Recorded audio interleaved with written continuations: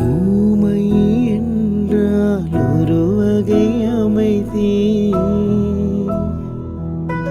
ஏழை என்றால் அதில் ஒரு அமைதி. நீயோ கிளிப்பேடு, பெண் பாடும் ஆனந்த குயில் பேடு. ஏனோ தெய்வம் சதி செய்தது, பேடை போல விதி செய்தது. கண்ணே கலைமானே கண்ணிமயிலன கண்டே உனை நானே.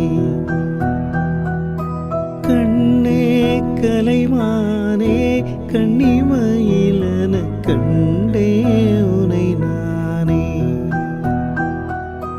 அந்திப்பகல் உனை நான் பார்க்கிறேன், ஆண்டவனை இதைத்தான் கேட்கிறேன். ராரிராரோ ஓ ராரிரோ, ராரிராரோ ஓ ராரிரோ, ராரிராரோ.